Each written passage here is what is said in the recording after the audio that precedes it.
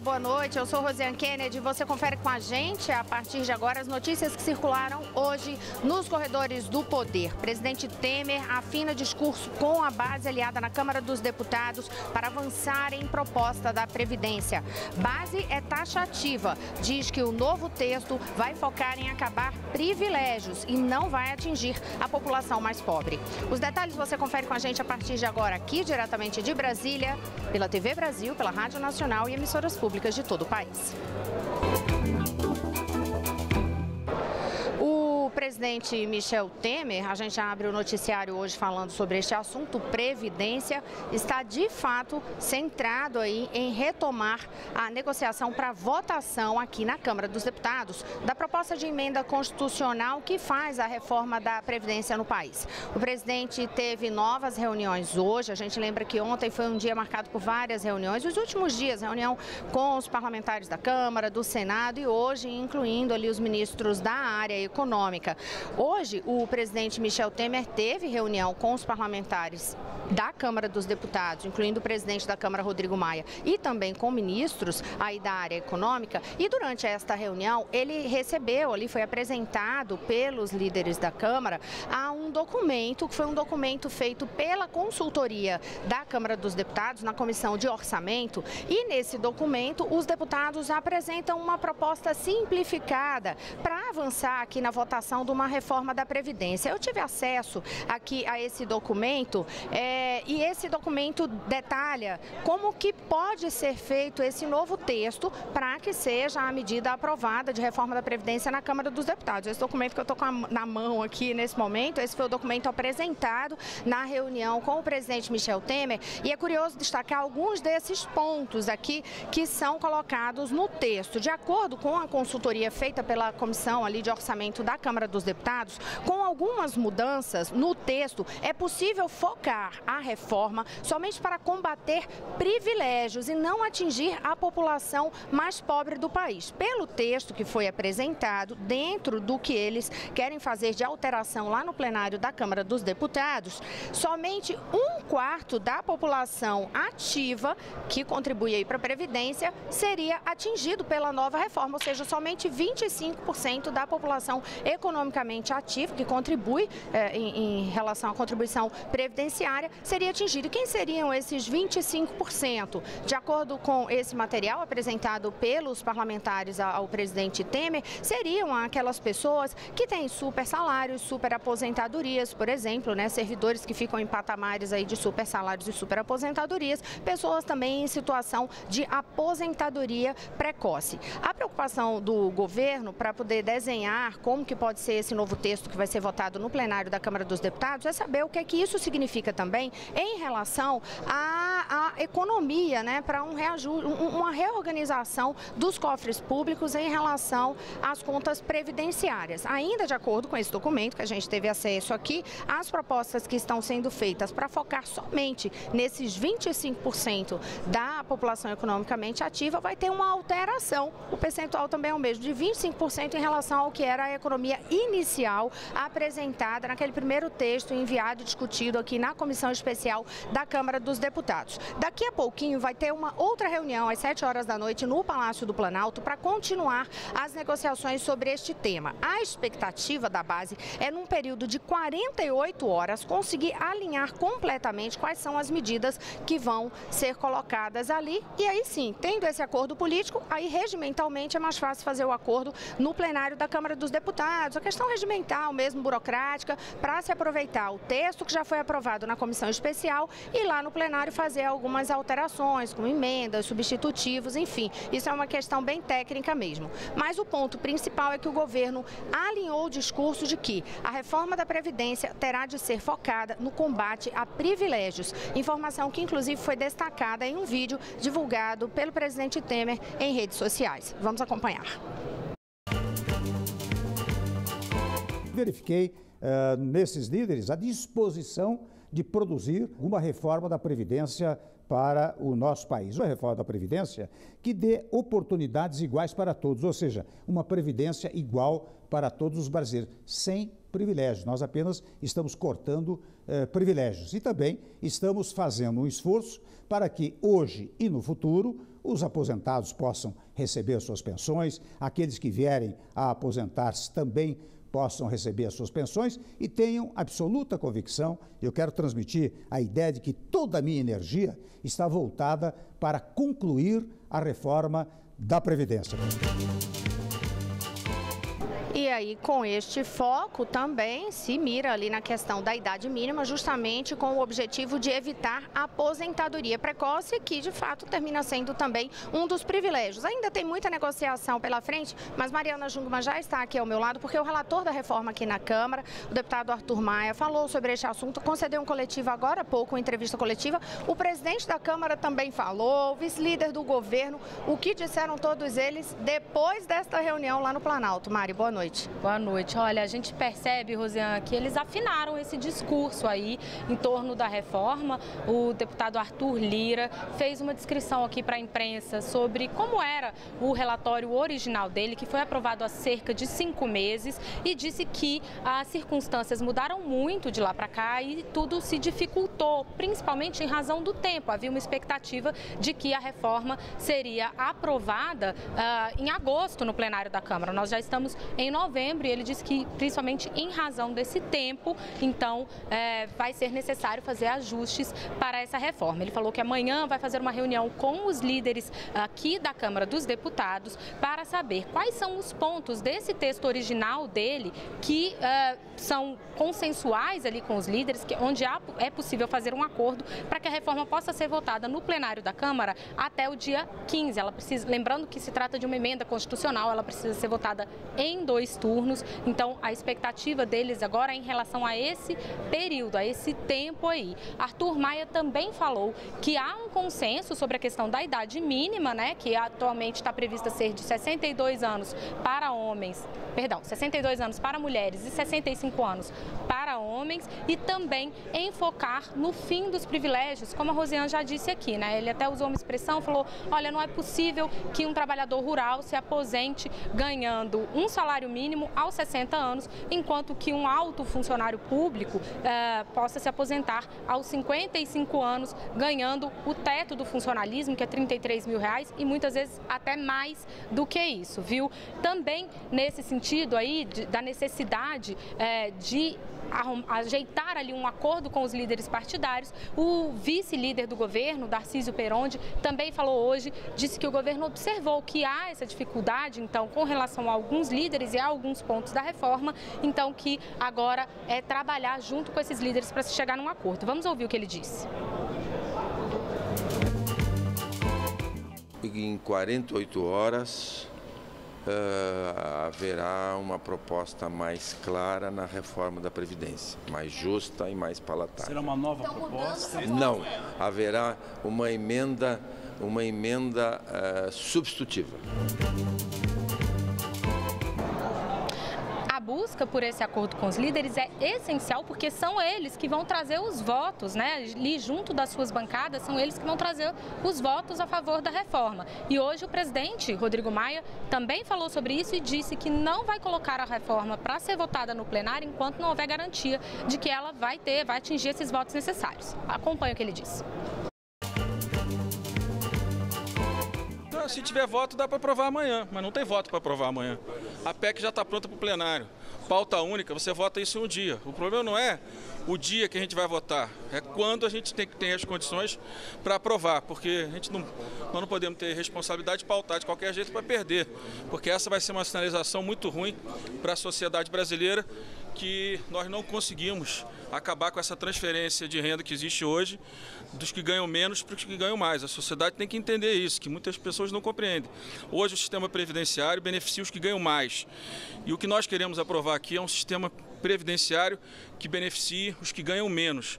Porque do jeito que está, né, aqueles que ganham menos que serão prejudicados se nós não fizermos essa reforma.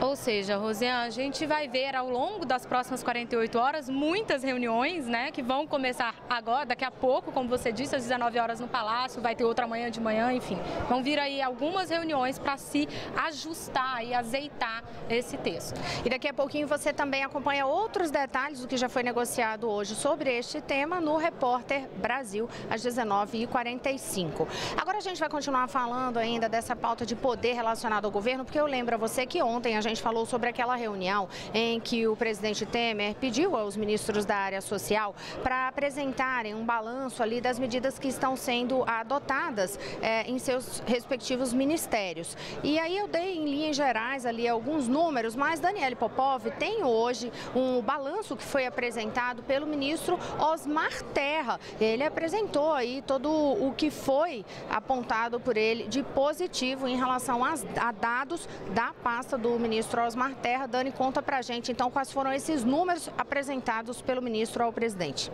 Boa noite. Oi, Rosiane, boa noite para você. Nós vamos então destacar alguns pontos do que ele levou ao presidente, né? Ele separou mais ou menos em 4 temas. A gente vai começar então pela focalização. Com a revisão dos benefícios do Bolsa Família, por exemplo, muita gente que precisava entrar, entrou. E quem estava irregular, saiu. Essa revisão foi feita por meio dos cruzamentos mensais dos bancos de dados em cadastro único, que de maio a outubro redirecionou 2,5 bilhões de reais do programa. Também, pela primeira vez na história do programa, a fila foi zerada. Primeiro em janeiro, depois fevereiro, agosto, setembro e outubro. Foram cancelados 4,4 milhões de benefícios e concedidos 3,4 milhões de novos benefícios. Bom, quanto à ampliação dos programas sociais, o ministro Osmar Terra falou sobre o programa Criança Feliz, que acompanha semanalmente quase 85 mil crianças e gestantes em quase 1.200 municípios em todo o país. Já foram repassados aos municípios quase 114 milhões de reais para apoiar o desenvolvimento do programa. No combate às irregularidades, a principal estratégia do MDS é a revisão de benefícios, como os de incapacidade, por exemplo. Havia pessoas que não passavam por perícia há mais de 2 anos. Então, a meta é revisar 1.700.000 benefícios por incapacidade, sendo 530 mil auxílios-doença e mais de 1.000 aposentadorias por invalidez, que custam quase 35 bilhões de reais por ano. Com esse pente fino, de agosto do ano passado a outubro deste ano, cerca de 230 mil benefícios foram cancelados. A previsão é de que sejam economizados 18 bilhões de reais até 2018, dezembro de 2018. Sobre a emancipação de beneficiários, especialmente do programa Bolsa Família, o governo lançou em setembro o programa Progredir. Já são mais de 11 mil pessoas cadastradas, 27 empresas, 91.500 beneficiários com inscrições no Pronatec e a liberação de 3 bilhões de reais para microcrédito para as famílias por meio de bancos públicos. O Progredir tem como meta, então, ajudar os beneficiários do Bolsa Família a tentarem melhorar a situação econômica, melhorar de vida e não depender mais do programa. Rosiane, eu volto com você. Dani, eu vou aproveitar para falar de um outro assunto contigo da área social. Ontem também eu cheguei a abordar sobre isso, que o ministro da Saúde, Ricardo Barros, na reunião com o presidente Temer, tinha ressaltado ali a economia que se gerava, inclusive no setor, com a questão da informatização. E hoje teve, inclusive, a apresentação e lançamento de edital sobre a informatização nas bases de saúde, né, nas unidades de saúde. Verdade, Rosiane. A ideia é que os municípios possam aderir ao prontuário eletrônico e à integração nacional de dados da atenção básica. As empresas poderão se cadastrar para oferecer todo o suporte de informática, como conectividade, equipamentos, manutenção e treinamento de pessoas. O objetivo do governo é informatizar 100% das unidades até o final de 2018. Serão investidos inicialmente 1,5 bilhão de reais por ano. E a expectativa é poupar, segundo o ministro da Saúde, Ricardo Barros, 22 bilhões de reais por ano. Pelo projeto, todas as 42 mil unidades básicas de saúde em funcionamento poderão ser contempladas. Hoje, 35% dessas unidades já enviam dados por meio do prontuário eletrônico. Rosiane, eu volto com você. Muito obrigada, Dani. A gente segue falando de saúde, mas agora com Carolina Pimentel, da Agência Brasil, porque ela tem informações a respeito da publicação ali da medida que garante o Dezembro Vermelho. Explica pra gente o que é, Carol. Boa noite.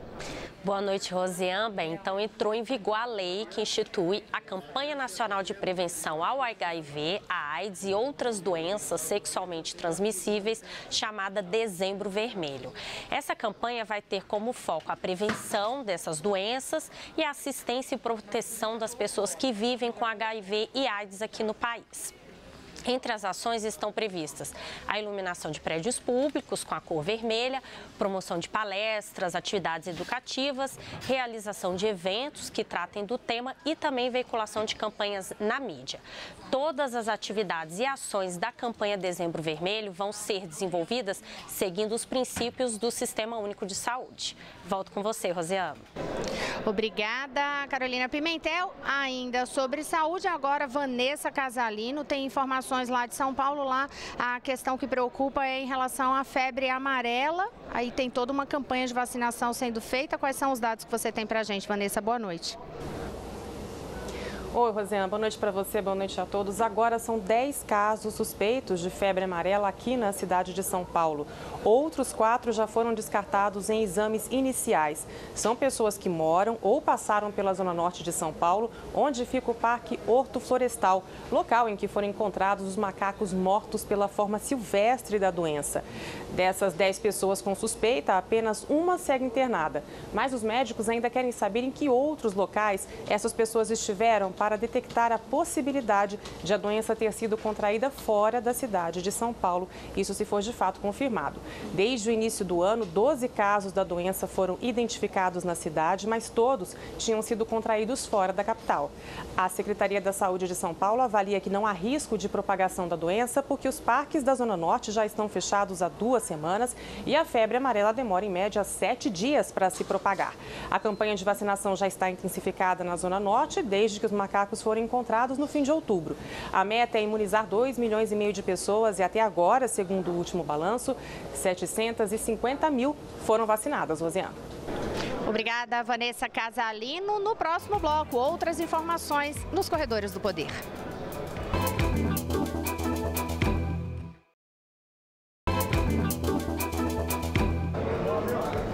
Olá, estamos de volta. Eu sou Rosiane Kennedy. Você confere com a gente as notícias que circularam hoje nos corredores do poder. A gente já abre este bloco conversando com Carolina Pimentel na redação da Agência Brasil, porque, Carol, hoje o governo confirmou aí mudança no comando, na diretoria da Polícia Federal. E aí eu quero saber de você quem é o nome escolhido aí para assumir esse comando da PF. Bem, Rosiane, quem vai assumir aí a diretoria-geral da Polícia Federal é o delegado Fernando Segovia. Ele vai ser nomeado pelo presidente Michel Temer e vai substituir o atual diretor-geral da Polícia Federal, Leandro Daiello. Bem, esse anúncio dessa troca aí no comando da Polícia Federal foi feito nesta tarde pelo Ministério da Justiça por meio de uma nota, depois de um encontro de Fernando Segovia e do ministro da Justiça, Torquato Jardim, com o presidente Michel Temer. Bem, Segovia está há 22 anos na Polícia Federal. Ele foi superintendente regional da corporação no Maranhão e também adido policial na África do Sul. Em boa parte da sua carreira, exerceu funções de inteligência nas fronteiras do Brasil. O atual diretor, Leandro Daiello, estava no cargo desde 2011. Ele foi nomeado na gestão do então ministro da Justiça, José Eduardo Cardoso, e já tinha manifestado interesse em deixar o cargo. Em nota, o ministro da Justiça, Torquato Jardim, fez um agradecimento a Leandro Daiello por esses meses aí no comando da Polícia Federal.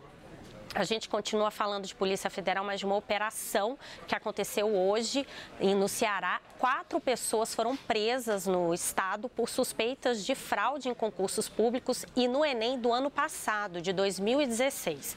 Segundo a Polícia Federal, em Juazeiro do Norte, no Ceará, não foram identificados indícios de fraudes no Enem deste ano. Enem que começou no domingo passado, né? Os presos no Ceará são apontados de serem os líderes de uma organização criminosa que fraudava provas do Enem e também de concursos públicos. Essa quadrilha conseguia acesso antecipado às provas do Enem e passava o gabarito por ponto eletrônico para os candidatos. Os cursos de medicina eram os principais alvos das fraudes e a quadrilha cobrava R$90 mil por uma vaga em uma faculdade de medicina. E agora, no fim da tarde, o INEP, que é um instituto responsável pela aplicação do Enem, informou que está trabalhando em conjunto com a Polícia Federal para evitar fraudes e descartou qualquer cancelamento do Enem deste ano. Segundo o INEP, os candidatos podem ficar tranquilos e o calendário vai seguir normalmente. Com isso, estão mantidas as provas de exatas no próximo domingo, no dia 12. Neste ano, inclusive, o INEP destacou que foram adotadas medidas de segurança adicionais no exame, como a adoção de detectores de ponto eletrônico e também sensores para identificar o momento exato da abertura dos malotes com as provas. Volto com você, Rosiane. Obrigada, Carolina Pimentel. Agora eu volto a falar aqui da Câmara dos Deputados sobre essa pauta segurança, de linhas gerais, porque o tema, a gente já destacou para você, é foco do trabalho no plenário da Câmara. Mariana Jungmann vai contar para a gente, então, que matérias de fato avançaram em relação a essas votações, Mari. Olha, Rosiane, você sabe que hoje os deputados passaram o dia discutindo essa pauta de segurança. Foi possível ver como há visões diferentes sobre qual deve ser o foco da segurança pública pelas próprias pautas que estão aí, algumas focando em endurecer as regras, especialmente contra quem atinge policiais, outras focando justamente em endurecer investigações sobre policiais que cometem assassinatos, e depois justificam aquilo como resistência, mas somente uma pauta foi votada hoje aqui até agora, é a que prevê o fim da possibilidade de progressão de regime para pessoas que cometem assassinatos de policiais. Essa foi a pauta que foi votada aqui e somente agora há pouco o plenário da Câmara conseguiu atingir quórum para iniciar as votações, Rosiane, num plenário que está tendo sessões desde amanhã de hoje, em sessão de esforço concentrado aí, com muitas pautas previstas, mas só agora há pouco conseguiu chegar no quórum para votar o primeiro projeto. A gente vai trazer detalhadamente para vocês, portanto, amanhã e nos próximos dias, o que é que de fato foi votado e quais são essas principais polêmicas num assunto tão importante que é segurança. A gente fala de segurança, lembra imediatamente do Rio de Janeiro, é para lá que a gente vai agora conversar com Maurício de Almeida, mas para saber a respeito de investigações que envolvem o ex-governador Sérgio Cabral. Boa noite, Maurício. Olá, Rosiane, boa noite. Hoje, na Justiça Federal, estão acontecendo vários depoimentos relacionados com a Operação Fratura Exposta, que investiga fraudes na área de saúde. O ex-secretário de Saúde do Rio de Janeiro, Sérgio Cortes, que está preso, já prestou depoimento e confirmou que recebeu do empresário Miguel Skin, que venceu várias licitações na época do governo Sérgio Cabral, doações para campanhas eleitorais. O próprio Sérgio Cortes afirmou que recebeu R$3 milhões para uma provável candidatura que ele pretendia fazer para deputado federal, candidatura que acabou não acontecendo. Sérgio Cortes também repassou para o governador do Rio de Janeiro, Luiz Fernando Pezão, R$300 mil durante a campanha eleitoral e R$150 mil para o deputado federal Pedro Paulo, que no ano passado concorreu à Prefeitura do Rio de Janeiro. O dinheiro repassado para Pezão foi um pedido feito por Sérgio Cabral e, segundo Sérgio Cortes, o ex-prefeito do Rio, Eduardo Paes, pediu a verba para o candidato Pedro Paulo aqui no Rio de Janeiro. Outros depoimentos ainda vão acontecer hoje na Justiça Federal, incluindo do ex-governador do Rio, Sérgio Cabral. É a primeira vez que Sérgio Cabral volta a prestar depoimento na Justiça Federal depois daquele desentendimento que ele teve com o juiz Marcelo Bretas. E hoje surgiu a notícia que existiria um suposto dossiê que Cabral estaria montando contra o juiz Marcelo Bretas. Antes do início das audiências na Justiça Federal, o juiz disse que preferia não comentar a existência desse suposto dossiê. E num dos depoimentos de hoje, o juiz Marcelo Bretas reagiu de forma irônica, comentando que uma ameaça tem que ser registrada em cartório com firma comprovada. Uma suposta ligação com a decisão do ministro Gilmar Mendes, que decidiu não transferir Sérgio Cabral do Rio de Janeiro para um presídio federal, considerando que ele não estaria ameaçando o juiz Marcelo Bretas. Rosiane. Obrigada, Maurício de Almeida. E agora vamos conferir quais são algumas das matérias em destaque na Rádio Nacional com Jéssica Gonçalves. São vários os assuntos. Boa noite, Jéssica. Boa noite, Rosiane. O primeiro deles é que os Estados Unidos participam de um exercício militar multinacional em Tabatinga, no Amazonas, na tríplice fronteira com a Colômbia e o Peru, até o dia 13 de novembro. De acordo com o general Guilherme Caus, comandante-geral do evento, chamado de Amazon Log, o país americano está presente por causa da reconhecida competência em situações de emergência. O general rebateu críticas sobre a presença de militares norte-americanos e classificou como teoria da conspiração as afirmações de que a participação deles seja uma ameaça à soberania nacional. Ainda de acordo com o general Guilherme Caus, o objetivo do evento é criar diretrizes para socorro a vítimas de caso de catástrofes na região da tríplice fronteira amazônica. No total, devem participar da simulação cerca de 2.000 pessoas, 500 delas estrangeiras. Além de militares do Brasil, Colômbia, Peru e Estados Unidos, observadores de mais de 20 países devem acompanhar as ações. Agora a gente fala sobre outro assunto. A consulta ao 6º lote de restituição do Imposto de Renda da Pessoa Física 2017 já está disponível. O lote contempla mais de 2.300.000 contribuintes, totalizando mais de 2 bilhões e 800 milhões de reais, de acordo com a Receita Federal. O lote também inclui restituições residuais do período de 2008 a 2016. E o crédito bancário será feito no dia 16 de novembro.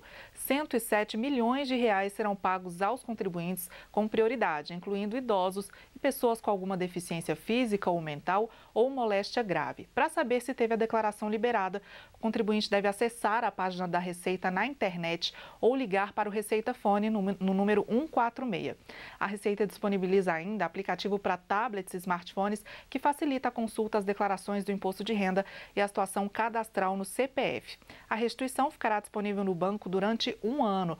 Caso o valor não seja acreditado, o contribuinte pode ir pessoalmente a qualquer agência do Banco do Brasil ou entrar em contato por telefone para agendar o crédito em conta corrente ou poupança. Rosiane.